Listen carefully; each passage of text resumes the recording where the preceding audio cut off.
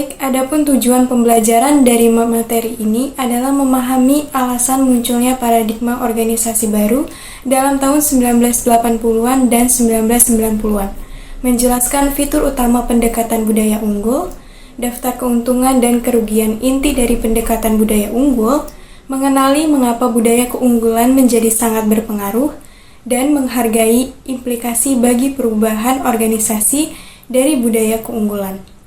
Selanjutnya kita lanjutkan dengan pendahuluan. Perubahan mendasar dalam cara pandang dan pengolahan organisasi sejak era Frederick Taylor dan Henry Ford hingga masa modern.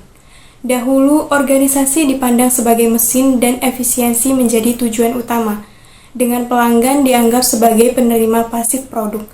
Namun sejak tahun 1980-an, paradigma organisasi telah bergeser, beralih dari efisiensi mesin menuju efektivitas budaya. Pandangan baru ini menempatkan pelanggan sebagai pusat perhatian, dengan organisasi dipandang sebagai sistem sosial yang unik dengan budaya internal yang menentukan keberhasilan atau kegagalannya. Paradigma baru ini yang disebut dengan keunggulan budaya muncul di era globalisasi dan neoliberalisme. Konsep ini berpendapat bahwa budaya organisasi adalah faktor kunci dalam mencapai daya saing dan kesuksesan jangka panjang. Paradigma ini bersaing dengan pendekatan manajemen Jepang, yang lebih kolektif dan proteksionis. Sementara budaya manajemen di Barat cenderung berfokus pada insentif dan keuntungan jangka pendek. Meskipun keunggulan budaya mendominasi di Barat, ancaman terhadap neoliberalisme dan tantangan global seperti keberlanjutan lingkungan mulai memaksa organisasi untuk menyesuaikan fokus mereka, beralih dari mengejar keuntungan jangka pendek menuju keberlanjutan jangka panjang. Selanjutnya ada pendekatan budaya keunggulan. Budaya merupakan inti dari keunggulan kompetitif, khususnya dalam hal mempertahankan kinerja tinggi. Riset Bain & Company menemukan bahwa hampir 70% pemimpin bisnis setuju bahwa budaya menyediakan sumber keunggulan kompetitif terbesar. Bahkan lebih dari 80% percaya bahwa organisasi yang tidak memiliki budaya kinerja tinggi ditakdirkan untuk menjadi biasa-biasa saja. Materi selanjutnya adalah pencarian keunggulan oleh Tom Peters dan Robert Waterman. Peters dan Waterman menyimpulkan bahwa staf, gaya, nilai-nilai, dan keterampilan bersama memegang kunci keberhasilan bisnis. Mereka berpendapat bahwa pendekatan rasional itu cacat karena mengarah pada hal-hal berikut. Yang pertama ada analisis yang keliru. Analisis situasi atau informasi yang dianggap terlalu rumit dan sulit untuk digunakan. Ini adalah analisis yang berusaha untuk bersikap cermat tentang hal-hal yang pada dasarnya tidak dapat diketahui. Lalu yang kedua ada kelumpuhan melalui analisis, yakni penerapan model rasional sedemikian rupa sehingga aksi terhenti pada perencanaan menjadi kacau. Lalu yang ketiga ada rasionalitas irasional, di mana teknik manajemen rasional mengidentifikasi jawaban yang benar terlepas dari penerapannya pada situasi yang dimaksud. Sebagai pengganti pendekatan rasional, mereka berpendapat bahwa ada 8 atribut utama yang perlu ditunjukkan oleh organisasi jika mereka ingin mencapai keunggulan. Yang pertama ada kecenderungan untuk bertindak, yang kedua ada kedekatan dengan pelanggan, yang ketiga ada otonomi dan kewirausahaan, yang keempat ada produktivitas melalui orang-orang, yang kelima praktis berorientasi pada nilai, yang keenam tetaplah merajut, yang ketujuh bentuk sederhana, tongkat ramping, lalu yang kedelapan adalah sifat longgar dan rapat secara bersamaan. Yang pertama ada kecenderungan untuk bertindak. Salah satu atribut utama yang dapat diidentifikasi dari perusahaan yang unggul adalah bias mereka untuk bertindak. Meskipun mereka mungkin analitis dalam pendekatannya, mereka juga menyukai metode yang mendorong respon yang tepat dan cepat. Lalu salah satu metode yang dirancang untuk mencapai tindakan cepat adalah apa yang disebut Peters dan Waterman sebagai chunky, yaitu dipecah menjadi potongan-potongan dan kemudian ditangani oleh sekelompok staf kecil yang secara khusus dibentuk untuk tujuan tersebut. Karakteristik utama dari kelompok-kelompok ini adalah biasanya beranggotakan tidak lebih dari 10 orang, lalu mereka dibentuk secara sukarela, yang umur kelompok biasanya antara 3 dan 6 bulan, lalu tingkat pelaporan dan senioritas keanggotaan sesuai dengan pentingnya masalah yang akan ditangani, ada dokumentasi proses kelompok sedikit dan sangat informal, lalu yang terakhir, kelompok ini memiliki serangkaian tujuan yang terbatas, yang biasanya ditentukan, dipantau, dievaluasi, dan ditinjau sendiri. Lalu yang kedua ada kedekatan dengan pelanggan. Perusahaan yang baik benar-benar dekat dengan pelanggan, sementara perusahaan lain hanya membicarakannya saja. Pelanggan menentukan produk, kuantitas, kualitas, dan layanan. Organisasi terbaik dikatakan berusaha keras untuk mencapai kualitas layanan dan keandalan. Tidak ada bagian dari bisnis yang tertutup bagi pelanggan. Faktanya, banyak perusahaan hebat mengklaim mendapatkan ide terbaik untuk produk baru dengan mendengar pelanggan mereka secara saksama dan teratur. Perusahaan hebat lebih didorong oleh orientasi langsung mereka kepada pelanggan daripada oleh teknologi atau oleh keinginan untuk menjadi produsen berbiaya rendah. Materi selanjutnya yaitu otonomi dan kewirausahaan. Otonomi dan kewirausahaan adalah kemampuan mereka untuk menjadi besar, namun tetap bertindak kecil pada saat yang sama. Esensi yang menyertainya tampak adalah bahwa mereka mendorong semangat kewirausahaan di antara orang-orang karena mereka mendorong otonomi secara nyata di kemudian hari. Berikutnya yaitu otonomi dan kewirausahaan juga didorong oleh 3 jenis prosedur komunikasi tanpa batasan yang diadopsi oleh perusahaan-perusahaan hebat. Prosedur-prosedur ini menunjukkan karakteristik sebagai berikut. Yang pertama, sistem komunikasi bersifat informal. Yang kedua, intensitas komunikasi yang sangat luar biasa. Dan yang ketiga, komunikasi diberikan dukungan fisik. Dan berikut penjelasannya. Penjelasan pertama yaitu sistem komunikasi bersifat informal. Banyak rapat yang berlangsung pada satu waktu, sebagian besar rapat bersifat informal dan melibatkan staf dari berbagai disiplin ilmu yang berkumpul untuk membahas dan memecahkan masalah. Yang kedua, intensitas komunikasi yang sangat luar biasa. Dengan adanya kebebasan, dorongan, atau dukungan, baik finansial, moral, dan fisik, dalam organisasi tidak mengherankan bahwa tingkat komunikasi antara dan di antara pekerja tidak hanya informal dan spontan, tetapi juga intens. Hal ini dibuktikan dengan seringnya diadakan rapat tanpa agenda dan notulen. Berikutnya, komunikasi diberikan dukungan fisik. Tujuannya untuk mendorong orang berbicara tentang organisasi, apa yang perlu diubah, apa yang sedang terjadi, dan bagaimana cara memperbaiki keadaan di sekitar tempat itu. Ada juga orang-orang yang digambarkan sebagai pemimpi, penyesat, pengganggu, pembangkang, atau jenius, yang tujuan utamanya untuk memacu sistem agar berinovasi. Materi berikutnya yaitu produktivitas melalui orang-orang. Prinsip yang dianut perusahaan dapat menjadikan mereka memperlakukan pekerja dengan rasa hormat dan bermartabat, serta menyebut pekerja mereka sebagai mitra. Hal ini karena manusia bukan sistem atau mesin yang dipandang sebagai sumber utama peningkatan kualitas dan produktivitas. Oleh karena itu, ada rasa hormat yang kuat terhadap individu dan kemauan untuk melatihnya, untuk menetapkan harapan yang wajar dan jelas, dan untuk memberi otonomi praktis guna melangkah keluar dan berkontribusi langsung pada pekerjaannya. Selanjutnya, materi praktis bernilai tambah. Perusahaan yang baik berorientasi pada nilai. Perusahaan tahu tentang apa yang mereka perjuangkan dan menganggap serius proses pembentukan nilai. Bahwa setiap orang dalam organisasi, dari atas hingga bawah, harus didorong oleh nilai-nilai organisasi. Oleh karena itu, upaya, waktu, dan uang yang besar dihabiskan untuk menginspirasi orang-orang dan menanamkan nilai-nilai ini kepada mereka.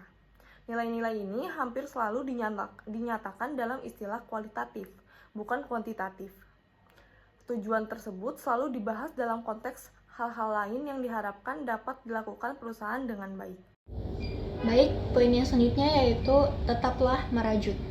Akuisisi atau diversifikasi internal demi kepentingannya sendiri bukanlah salah satu ciri perusahaan yang unggul. Mereka harus tetap berpegang pada apa yang mereka kuasai. Namun, ketika mereka benar-benar mengakuisisi, mereka melakukannya dengan cara eksperimental, dengan terlebih dahulu mencelupkan kaki ke dalam air. Nah, jika airnya tidak terasa nyaman, maka mereka akan segera keluar. Selanjutnya yaitu ada bentuk sederhana staff ramping. Prinsip utama dalam perusahaan yang unggul adalah menjaga segala sesuatunya tetap sederhana dan kecil. Secara struktural, bentuk yang paling umum adalah divisi produk.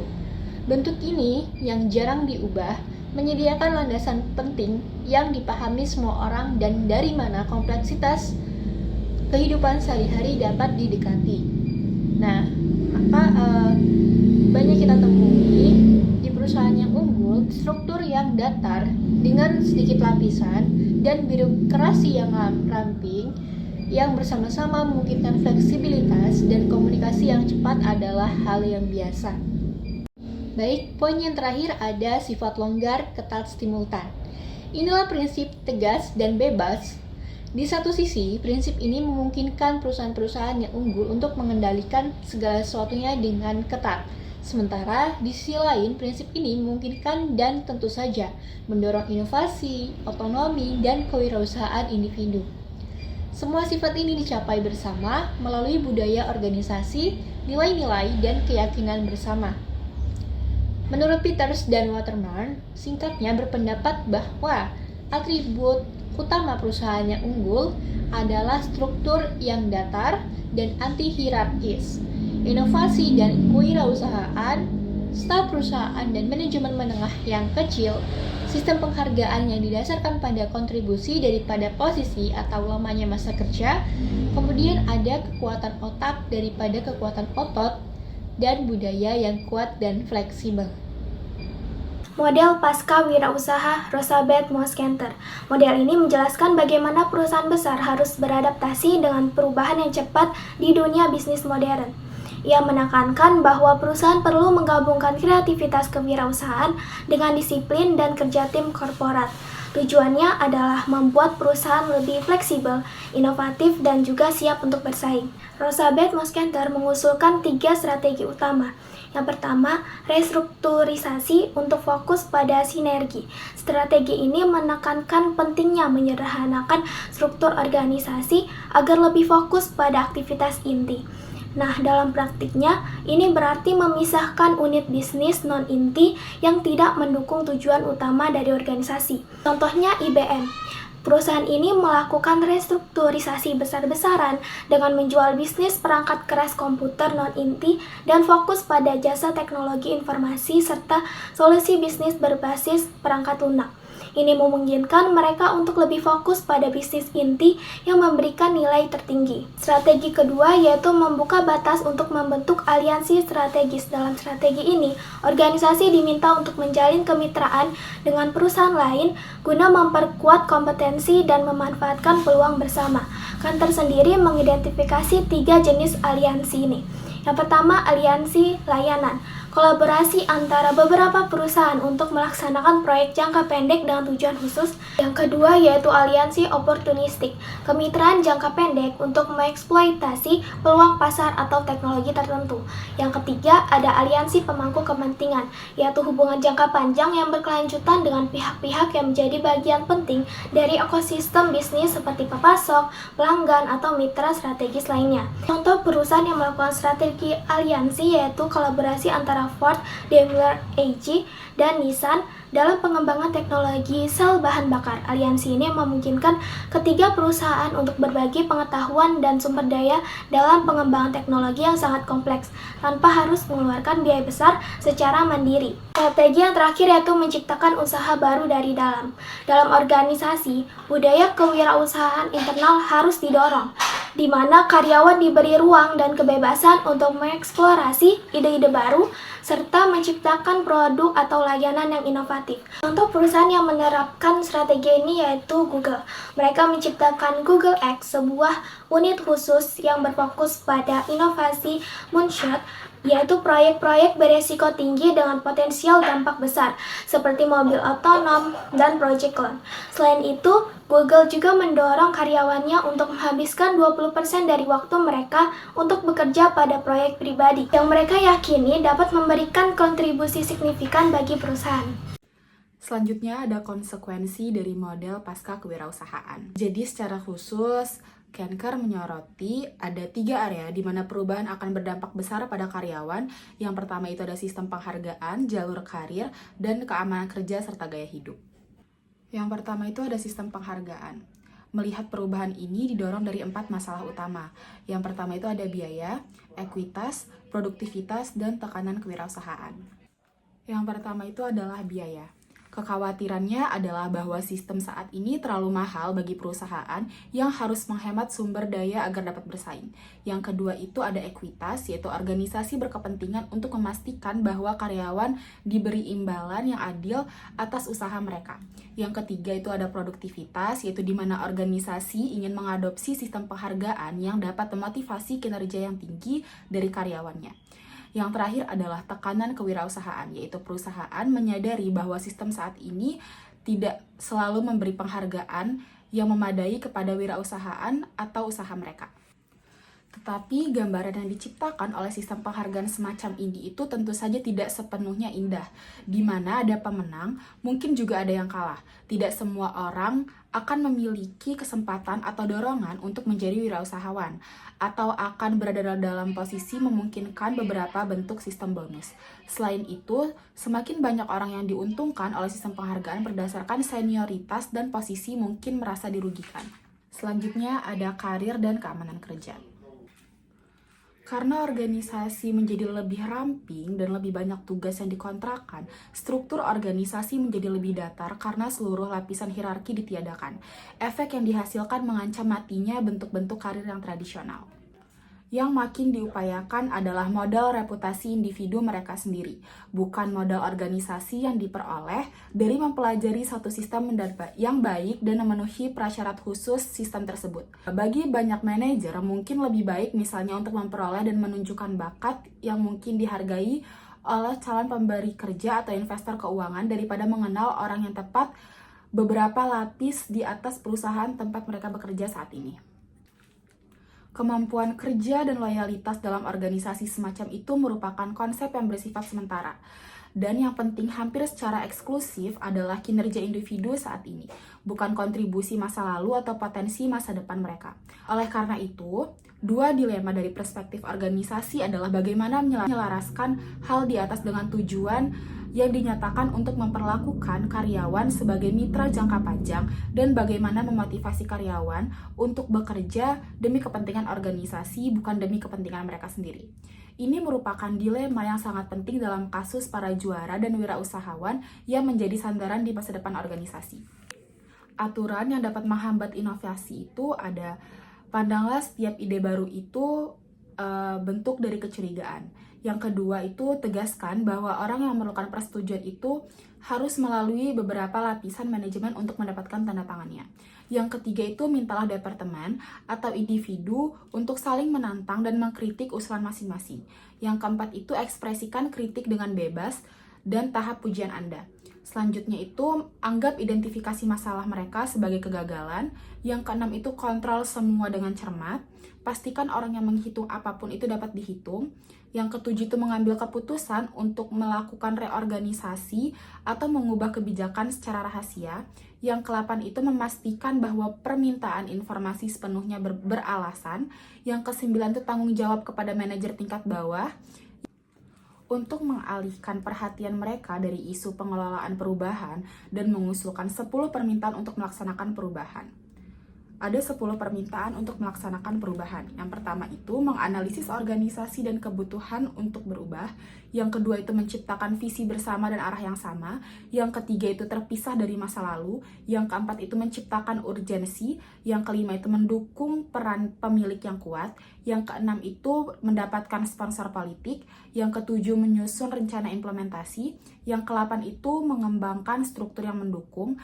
Yang ke-9 itu berkomunikasi dan melibatkan orang lain dan bersikap jujur.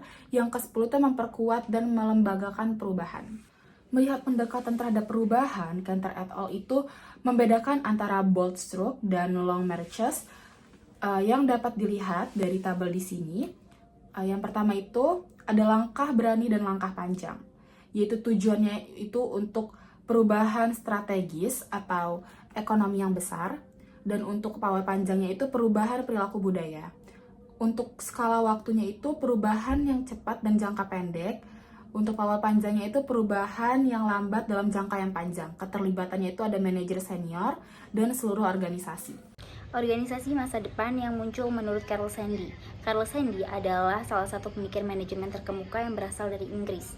Handy mengidentifikasi 3 jenis organisasi generik yang mungkin muncul mendominasi di masa depan. Yang pertama ada organisasi Samrock. Bentuk organisasi ini seperti tanaman dengan nama yang sama dengan 3 daun yang saling terkait. Terdiri dari 3 kelompok pekerja. Yang pertama yaitu ada pekerja inti, yang kedua ada pekerja pinggiran kontrak, dan yang ketiga ada tenaga kerja fleksibel. Yang pertama ada pekerja inti, terdiri dari para profesional, teknisi, dan manajer yang keterampilannya menentukan kompetensi inti organisasi. Mereka adalah sekelompok spesialis dan pekerja generalis yang membentuk otak pusat atau apa yang kita sebut sebagai pusat saraf yang tak tergantikan dari organisasi. Yang kedua ada pekerja pinggiran kontrak, terdiri dari profesional atau teknisi wira swasta atau organisasi khusus yang lebih kecil yang dipekerjakan berdasarkan kontrak berdasarkan proyek per proyek. Yang ketiga ada tenaga kerja fleksibel, terdiri dari kumpulan pekerja paruh waktu yang tersedia untuk digunakan oleh organisasi. Mereka adalah orang-orang dengan keterampilan yang relevan yang tidak membutuhkan atau yang tidak dapat memperoleh pekerjaan penuh waktu, tetapi yang siap bekerja paruh waktu. Yang kedua ada organisasi federal, kumpulan atau jaringan organisasi individual yang bersatu di bawah bendera yang sama, dengan beberapa identitas yang terbentuk. Federal muncul karena 2 alasan. Yang pertama, seiring organisasi Samrock tumbuh lebih besar, para pekerja inti mulai menemukan volume informasi yang tersedia bagi mereka untuk membuat keputusan semakin sulit ditangani. Yang kedua, merupakan respon terhadap lingkungan dunia bisnis yang terus berubah dan kompetitif. Yang ketiga ada organisasi Triple E. Triple E merupakan singkatan dari informasi, intelijen, dan ide. Sebagaimana yang diidentifikasi Handy sebagai 3 elemen struktural yang paling berharga bagi masa depan. Dalam organisasi semacam itu, tuntutan terhadap manajemen personalia sangat besar. Handy menjelaskan, organisasi yang bijak sudah tahu bahwa orang-orang pintar mereka tidak dapat dengan mudah diidentifikasi sebagai pekerja atau manajer, tetapi sebagai individu, sebagai spesialis, sebagai profesional atau eksekutif, atau sebagai pemimpin. Istilah lama manajer dan pekerja sudah tidak digunakan lagi. Dan bahwa mereka dan organisasi juga perlu terobsesi dengan pengejaran pembelajaran jika mereka ingin mengikuti laju perubahan. Materi selanjutnya kita akan menjelaskan tentang keunggulan budaya, ringkasan, dan kritik. Dari paradigma organisasi utama yang muncul dalam 40 tahun terakhir, culture excellence nampaknya mempunyai dampak yang paling besar, terutama versi yang diperjuangkan oleh Tom Peters, dan sangat selaras dengan ortodoksi ekonomi neoliberal pada masa itu. Begitulah dampak dari culture excellence sehingga ide-idenya telah meresap ke dalam kosakata bisnis, terutama di kalangan manajer, senior, dan konsultan terkemuka. Misalnya dalam studi CEO Global tahun 2008, IBM 2008, menyatakan bahwa perusahaan masa depan terus-menerus mencari cara baru untuk bersaing. Stadler found, penelitian ekstensif di perusahaan-perusahaan terkemuka Eropa yang dilakukan oleh Stadler pada tahun 2007 menantang beberapa prinsip utama gerakan culture excellence, terutama gagasan bahwa organisasi perlu berubah secara radikal dan terus-menerus agar dapat bertahan. Stadler dan rekan-rekannya mempelajari 40 perusahaan Eropa yang telah bertahan selama lebih dari 100 tahun dan terdaftar dalam Fortune Global 500 pada tahun 2003. Dan apa sih yang ditemukan oleh Stadler ini? Beliau menemukan 4 hal. Yang pertama, sepanjang sejarahnya, perusahaan-perusahaan besar dalam sampel kami menekankan eksploitasi aset dan kemampuan yang ada dibandingkan mengeksplorasi aset dan kemampuan baru. Dan yang kedua, perusahaan-perusahaan hebat menceritakan kembali kisah-kisah kegagalan masa lalu untuk memastikan mereka tidak mengulanginya. Yang ketiga, perusahaan baik cenderung tetap pada rajutannya, namun perusahaan yang hebat tahu kapan harus melakukannya dan melakukan diversifikasi. Yang keempat atau yang terakhir, perusahaan-perusahaan besar jarang melakukan perubahan radikal dan sangat berhati-hati dalam perencanaan dan implementasinya. Selanjutnya, keunggulan budaya, ringkasan, dan kritik.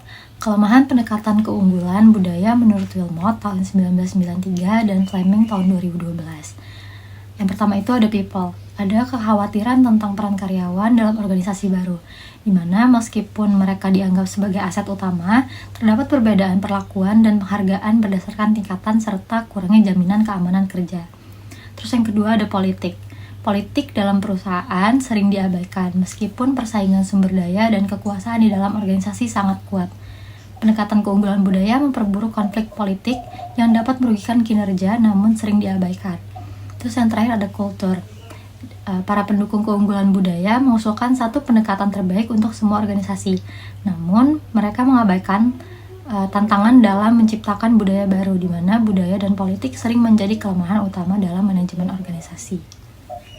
Selanjutnya, pandangan tentang keunggulan budaya. Pendekatan Culture Excellence memiliki perbedaan di antara para pendukung utamanya. Seperti Peter, yang mendukung kompetisi bebas tanpa campur tangan pemerintah. Terus juga ada Cantor yang percaya pada peran komunitas lokal dalam menciptakan lapangan pekerjaan. Selanjutnya ada Handy yang mengusulkan kapitalisme yang lebih peduli dengan kebaikan bersama. Namun tren keterkerjaan yang tidak aman, pekerja sementara dan paruh waktu semakin meningkat, didorong oleh kebijakan neoliberalisme di Barat. Fenomena seperti mini jobs di Jerman dan kontrak 0 jam di Inggris mencerminkan ketidakamanan kerja yang semakin buruk, memperlebar kesenjangan antara kaya dan miskin. Meskipun demikian, Culture Excellence tetap menjadi pendekatan manajemen yang dominan di US dan juga di Eropa. Bab ini telah mengkaji keunggulan budaya yang telah menjadi pendekatan utama untuk mengelola dan menyusun organisasi selama 3 dekade terakhir.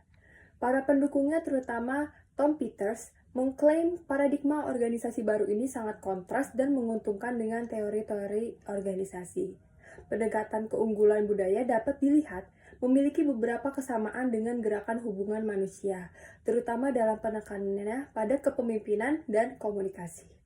Di sisi lain, penekanan pada budaya, pencapaian individu, dan keunggulan menyeluruh menjadikannya pendekatan yang berbeda.